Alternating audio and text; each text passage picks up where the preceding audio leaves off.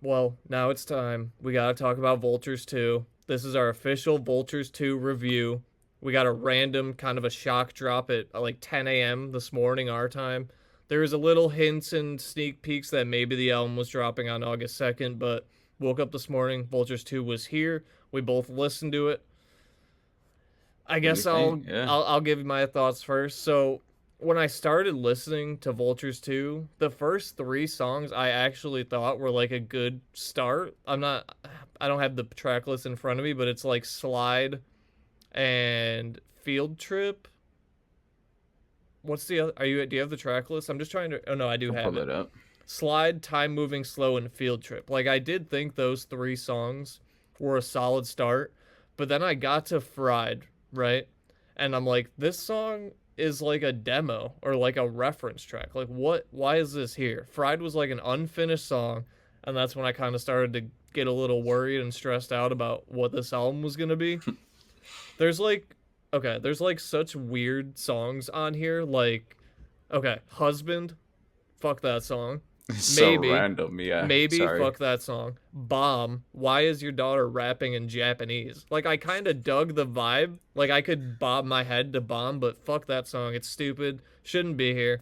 And those songs in particular, like the weird ones, I wouldn't like those even if they were mixed properly.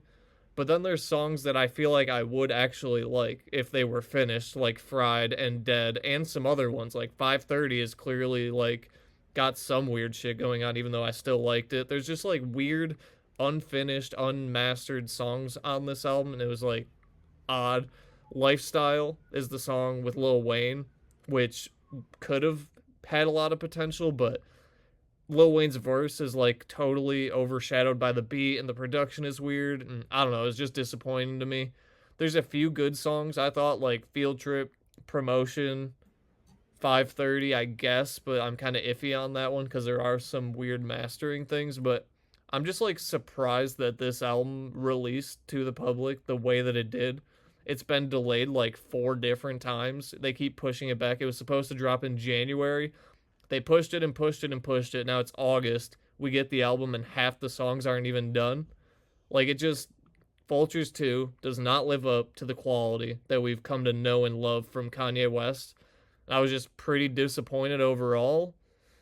I'm like, I almost kind of feel like they should have just kept Vultures 2 in the vault and not put it out if they're going to put it out like this. Like, there are a few good songs, like I mentioned, like Field Trip, Promotion, River, like the songs with features that had been leaked and we knew were going to be good. But like half these songs aren't even done.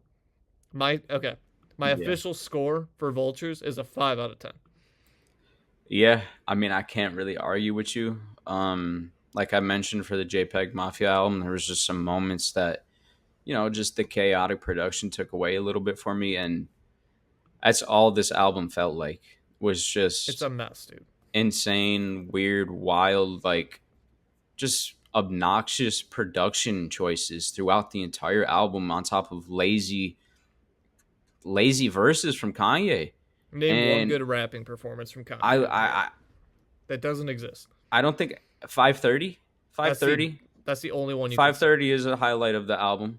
And I'm not trying to shit on the album. Like I do think there was a couple highlights like 530. I thought the Dirk and Future collab on Dead was good.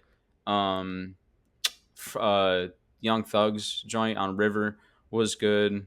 But then, yeah, the chaotic, weird production, uh, the weird bridge on Time Moving Slow when he's just humming. And it's just And like the weird, heavy 808s over the church choir, which is all right, I guess. But then you get on to Field Trip, which is like solid production in the beginning, right? And then Kodak comes on, and it's like just obnoxious production that's taken over like his fucking you can't hear him. verse. You can't hear his whole verse. And then you get to the next, like a couple of songs later with Lil Wayne, and I see, oh shit, Lil Wayne's on here. It's about to be, because Lil Wayne always kills his shit. So I got excited. I'm like, okay, Lil Wayne over some fucking Kanye production. It's about to be fire. And it's the worst production I ever heard from Kanye in my life. Yeah. And it's only on the Lil Wayne verse.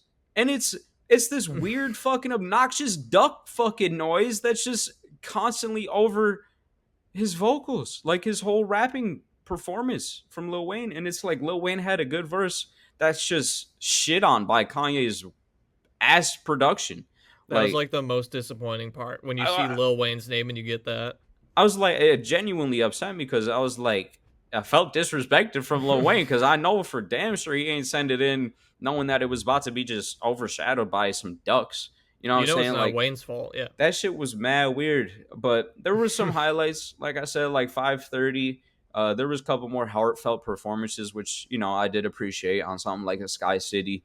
Then you end the album with a rapid performance over the phone from prison from Ty Dolla Sign's brother, Big TC. So I thought that was interesting. It's some interesting concepts, like on 5:30.